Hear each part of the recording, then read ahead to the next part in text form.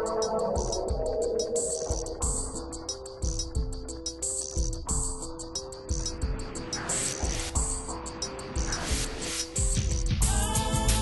were men of violence. Crime was our way of life. Drug taking, fighting, doormen, debt collectors, minders. And this is our story about how our lives have changed.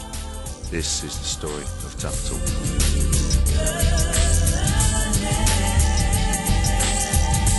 My name's Arthur White. I had everything that you'd want in life, but an adulterous affair and a drug addiction nearly destroyed it all. I then had an encounter that turned my life around.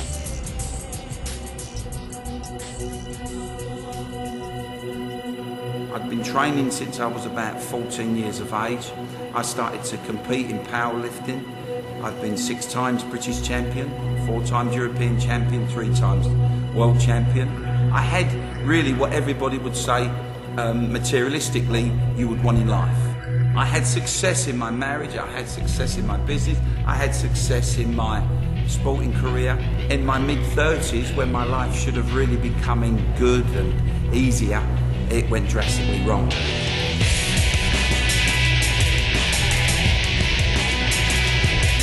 I got heavily involved in the taking of anabolic steroids, and I also got heavily involved in the taking of cocaine, and it actually started to destroy me.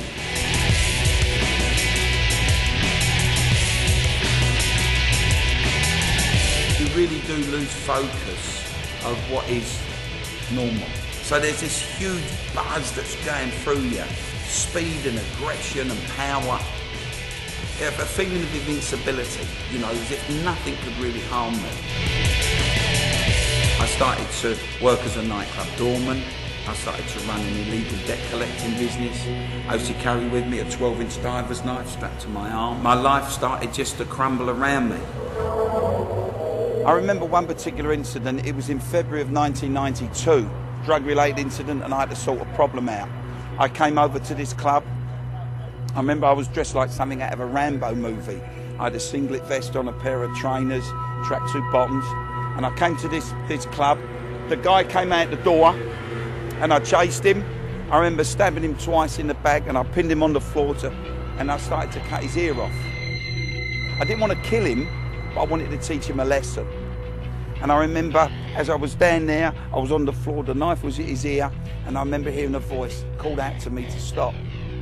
I got up, I put the knife away, and as I turned around, this whole area was filled up. There was 200 or 300 people. The club had emptied by this time, and I thought, you've blown it this time. I'm in an area that was off my patch. I was in North London, not East London, and I thought, I'm never going to get out of this alive. But the crowd parted, and I thought my reputation preceded me, and the crowd parted. I walked through, I got in the car, and I drove off. I had an adulterous affair with a young woman. I left my wife, deserted my children. I lost my business, my homes, my cars, my money. Everything and anything that ever meant anything to me, I lost.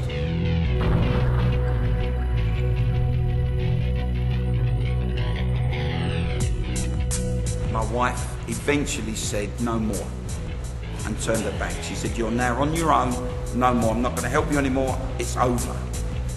And that, to me, was the first time in my life I truly felt alone.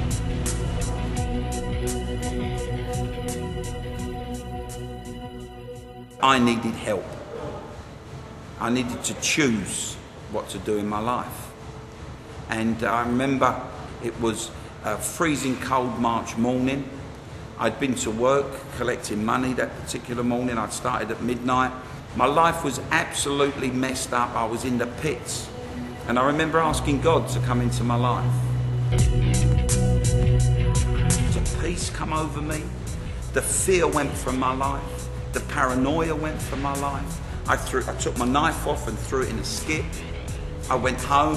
I emptied, I had a toilet bag full of drugs. I just threw them away. And there was just something going on in me. And I could feel a presence that is impossible really to describe. Since I've been a born-again Christian, a believer and a follower of Jesus Christ, my health has been fully restored to me. My heart is normal. My marriage fully restored. My wife and I got remarried in 1993. I have the love and respect of my children. I have a home. I have everything that I need in life. Not necessarily everything I want in life, but everything I need in life.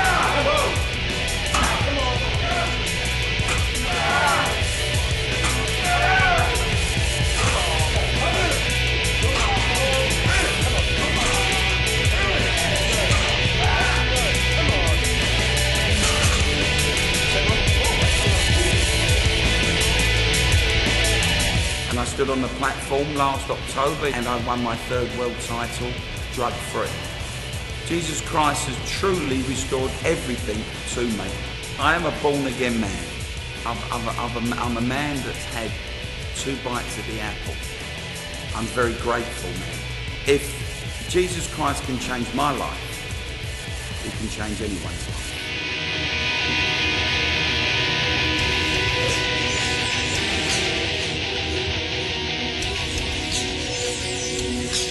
My name's Steve Johnson. I embarked on a life of boozing and brawling from my mid-teens until a chance encounter changed my life.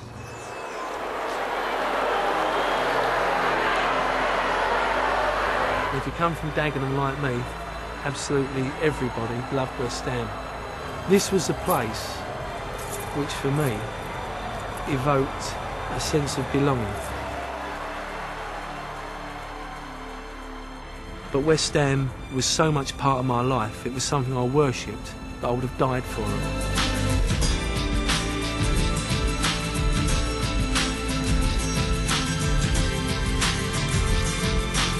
If you know Dagenham, it's actually getting worse crime-wise. I bought an advent calendar here at Christmas and even the windows on that were boarded up. Many things have happened in my life, but I believe that the path I was going down was dominated from that early age by the desire to get drunk as often as possible and lead a really crazy social life. Actually, like a large proportion of the kids I was brought up with. When somebody offered me a job working on the door of a pub and they were prepared to pay me to hang around getting drunk, I thought it was fantastic because I was doing that anyway. For a whole period of my life, 10, 15 years, I never went anywhere without some form of weapon. Whether it was a Stanley knife, an iron bar, a can of CS gas, a knuckle duster, whatever. And I progressed from this young lad that liked a beer to finding myself driving around the East End carrying a gun and wearing a bulletproof vest. Where I come from in Dagenham, 90% support West Ham. And it's in your blood. It's not a choice, it's more like an illness. We were fantastic on this pitch. It just brings back so many happy memories. I've got a kind of a lump in my throat. I remember one game against Manchester United, it'd be in the 70s now. They'd been smashing every ground up in the country. Me and all my pals and thousands of others were down Green Street and there was trouble in the streets all day, leading right up to the game.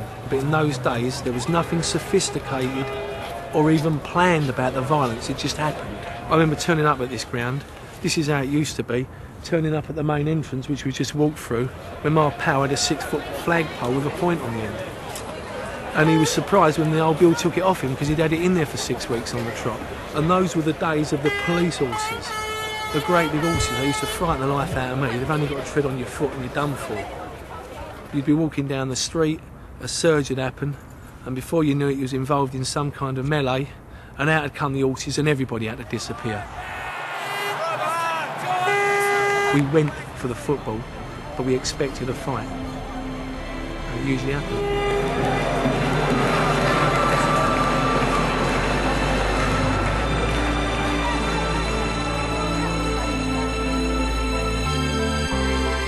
I was running a shop in East London and completely out of the blue a geezer appeared at the door of my shop. It was like me, he was like one of us. He was a stocky, shaven-headed, tattooed geezer. And as we shared on our backgrounds, he kind of winced when I told him the sort of geezers I was hanging about with. And I could see him taking it on board. And as he went to leave that shot that day, he turned round and he said, "Steve, give me 5 more minutes of your time." I said, "You go on, mate, what can I do for you?" He said, "I was a bit like you once." He said, I was an alcoholic and I had an 8-year drug addiction. He said, "But something changed my life." Now bear in mind, I didn't think my life needed changing. It was an absolute mess. But I didn't think it needed changing. But he said to me, "Jesus Christ came into my life." Well, I thought I'd been hit by a brick, I really did. And through him I met a lot of other, what I would say were normal everyday people that were born again Christians. I met ordinary people, not just reformed lunatics and boxers, but bricklayers and barmen and painters and decorators and cab drivers. I never knew that Jesus came for ordinary people.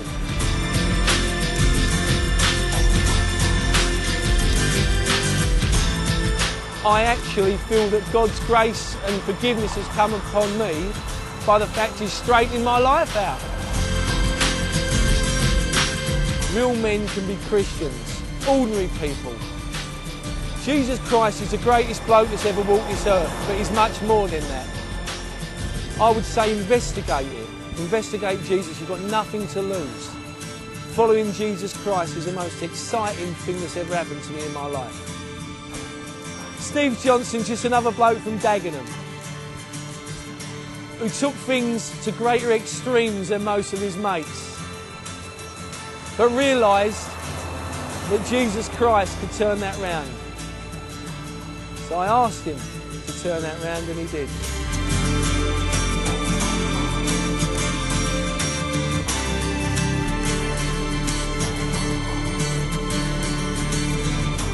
My name's Marcus Williams. Although I was brought up in a Christian home, I went off the rails a bit, and it took a freezing cold prison cell to bring me back to my senses.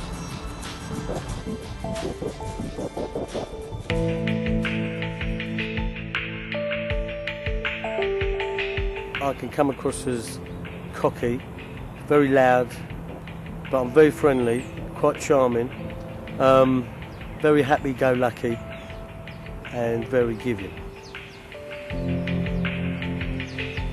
We grew up, it was a Christian family. We used to go to church every week. I didn't always want to go. My understanding of God was that He was the great being who created everything.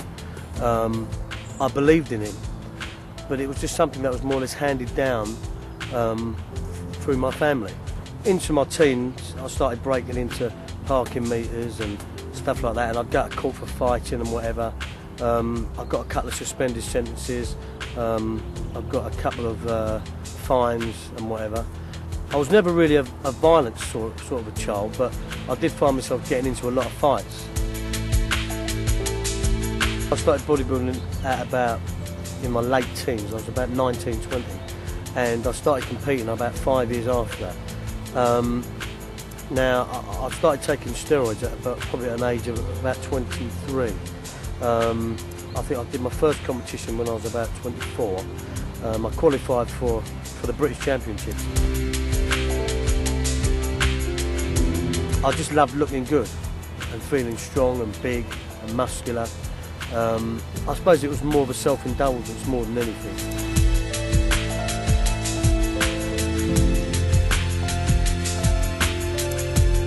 My lifestyle at the time was just basically working on the door Thursday, Friday and Saturday nights, and I was probably as far away from God as I've ever been. When you're doing the door a lot of nights a week, you can get into a pattern and into a mode of thinking that isn't really that healthy. You're just ready for any kind of violence. I was involved in an incident about 10 years ago on this very boat. It was a disco night, and there was a fellow who started a bit of trouble with me.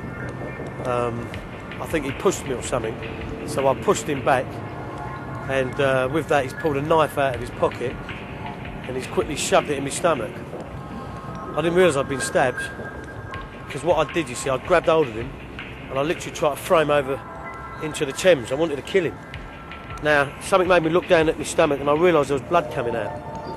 And with that, I put him down. I walked off the boat onto the embankment, got in my car and drove myself to St Thomas's Hospital, which is just up the road here.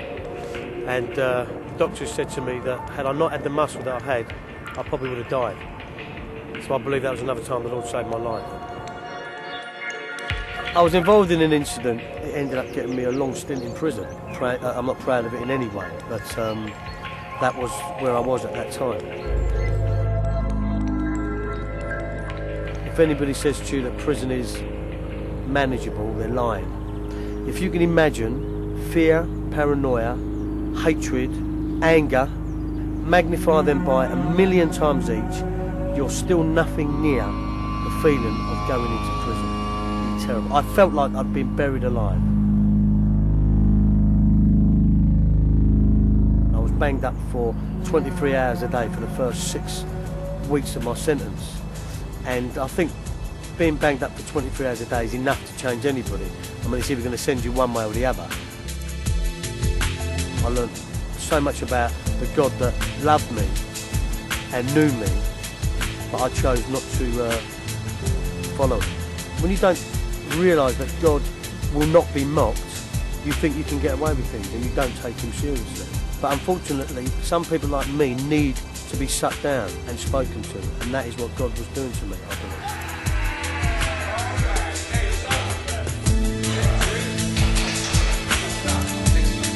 I still have friends, or associates, shall I say, who are still linked to that sort of life, but I just don't choose to mix with them anymore. They know I'm a Christian. They respect the fact that I'm a Christian because I respect them for who they are. They know my views. I've spoken to them. I won't ram anything down their throat. It's a message that I want to give them, and if they want to accept it, it's entirely up to them. Because I know one thing, and I tell them this as well. What have I lost when we both come to the end of our days? What have I lost? I've lost nothing if I'm wrong. If you're wrong, you've lost your life. Eternity.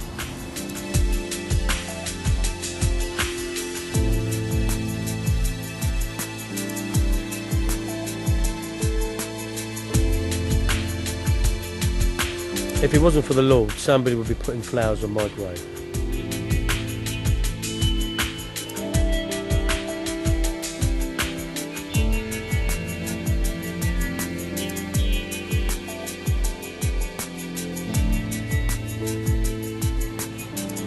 My name's Ian McDowell. For 15 years I worked as a nightclub bouncer in East London. My life was full of crime and violence, but that all changed on one night. Power now, come on. Here we go, come on. Let's do it. Come on.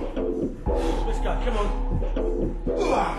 Last set, you can get me on it, wouldn't you? Come on, come on. Last set, come on. Come Come on. on. Last set, Come on. let's go. Rub away. Come on. Come on. Let's go. Come on. Let's go. Come on. Rub away. Come Come on. on. Up. Come on. Go. Bodybuilding filled a big vacuum that seemed to be in my heart or my life at that time. I remember feeling like my life wasn't worth living. Everything in life seemed, not important. And I remember as a kid, I always had these dreams and hopes that I'd be somebody. And suddenly finding myself unemployed and not being able to get a job and having no hope or future, bodybuilding suddenly filled that gap. And I decided that I would be the best in the world of bodybuilding. I would do whatever I could to win competitions, and as I was a young man, I started to find myself in newspapers and the bodybuilding magazines and stuff like that, winning trophies and competitions, and it just kind of increased. I kept thinking, I will be the best.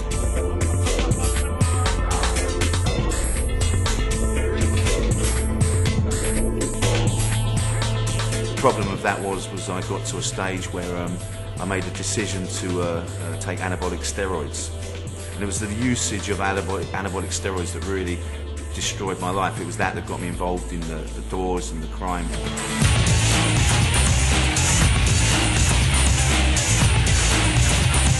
The problem with the door work is there was a massive part of me that enjoyed it. I enjoyed the buzz of having a bit of power on the door. I enjoyed the violence. The downside was when you're going home and you're on your own and you start to think about yourself. The fear that creeps in. always wondering who's going to come knock down your door, having a contract put out in your life, people telling you they're going to shoot you, and, making enemies, having your car blown up and things like that. There's a fear and a paranoia that works its way underneath that. 6 nights a week in the clubs, East London, all the time working, and so within that, maybe breaking up 3, 4, 5 fights a night, working some of the rougher areas in East London, and that has to have an effect on you, doesn't it? So just being a miserable person generally, really. The more violence you get involved in, the more it doesn't bother you anymore. The more times you hit someone, the less effect it has on you inside, and inside was becoming dark, and I just didn't care. I believe I lost the capacity to love and to be loved. My heart was full of anger and hatred, and I just hated people, really. It's a strange thing looking back. But really, it all came to a head one particular night. I was working in a club in North London, a place I've been working at for a couple of years, where I'd had all sorts of rows and fights every night of the week, made so many enemies in this part of London. Well, this was the night that really changed my life, and I remember it was like a night like any other, and a bit of a rowdy crowd in the back there, and they were tanked up, and you knew that there was going to be a bit of a pain. We'd had our eyes on them, and I knew it was going to kick off, so we went over, and there was about 5 of us working. We got around the guys, we started to move them, saying, listen mate, it's tonight. I remember as we got into the foyer, there was kind of the door area, there was some people shouting and swearing, I remember, and it was like suddenly a couple of punches, and as they started to struggle, we started to push them, and then their arms were flying, and the next thing, bundled them big time straight out the door. It was kind of a head first job. The doors come crashing open, we steam them out here, smashed them out, and there was about 8 of them, I suppose, about 5 of us. We got them out here off the pavement area, and I remember literally, that's it, you've had enough guys, and coming back and trying to bomb the doors up so that the night was over, and I remember as we got up to the steps, I told them they'd had enough and to get out of here, and I remember as we got inside, a couple of minutes, and suddenly, bang, bang.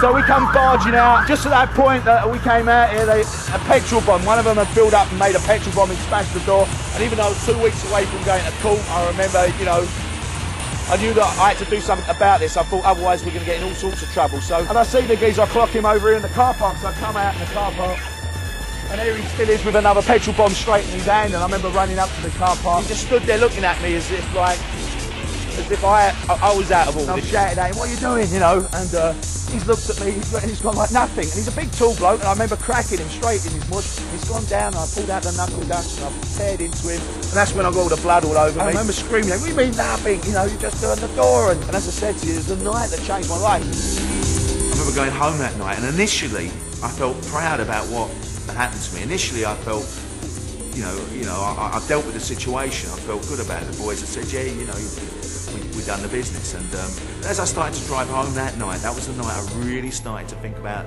the possibilities of God. But what am I doing? Why am I living like this? What is life all about? Why am I like this? And this was the night I had the gun in the boot, the bat under the seat, I'm covered in blood, I pulled the car over, and I remember saying, Jesus, if you're real, could you forgive somebody like me? Could you change somebody like me? And that particular evening, I felt that love of God that I was telling you about saturate my heart. I felt as if my heart was cracking.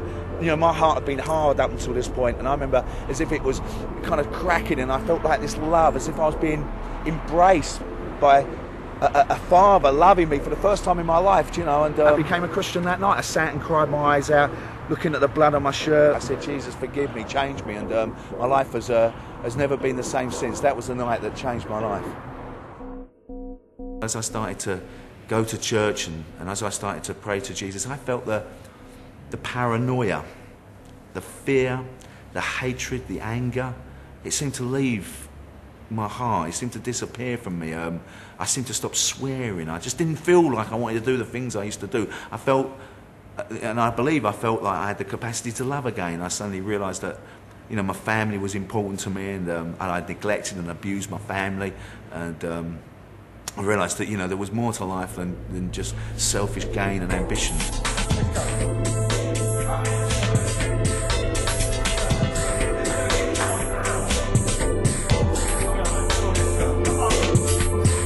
God can restore and change me and the way I think and the way I feel. He can do it to anybody.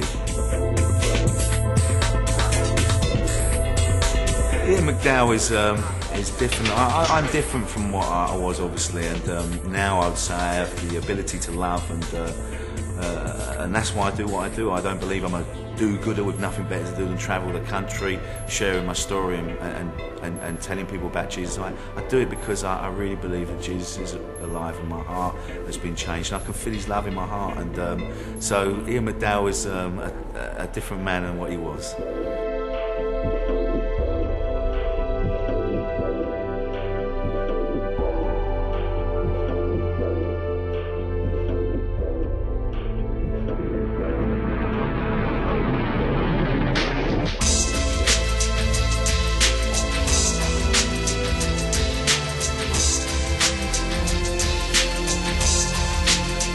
I believe that with all my heart, the gospel is that God so loves this world, he sent his only son, that anyone that would believe in him should receive eternal life. That literally, Jesus Christ came, he died upon the cross, that our sins, the things we've done wrong, all the things we've done since we was young kids really, all the swearing and the backstabbing, all the gossiping, all the stuff that if you used to look back in your life and be honest with yourself, you'd know there's stuff you're not comfortable with, there's stuff you keep hidden in your heart. It's that stuff that God deals with. You may not have had an experience like Tough Talk, but the Bible says everyone has fallen short of God's standards, and we can be freely forgiven because of his son Jesus. That's exactly what happened to us. We all prayed this simple prayer. Jesus, I'm sorry for the things I've done wrong. I ask you to forgive me and to come into my heart. And help me to turn my life around. Jesus, I ask you to be Lord of my life from now on.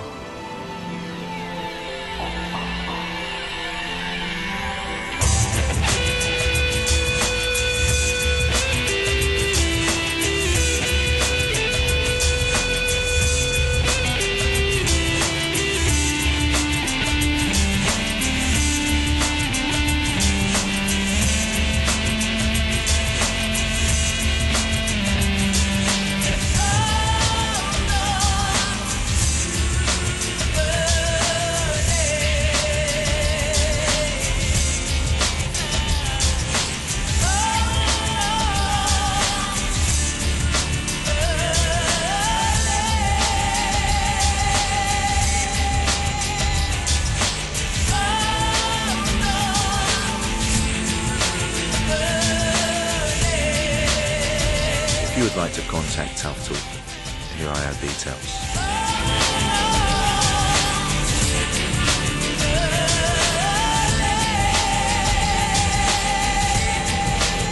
We don't try and preach at people or patronise or talk down. We tell the truth of our lives. When people hear our stories, I think they think, if God can do something with these people, then surely there's hope for me. The most important thing in Tough Talk is seeing people's lives change. It's showing people that there is hope. We can go into prisons and drugs rehabs and schools and communicate with people. We speak the same language.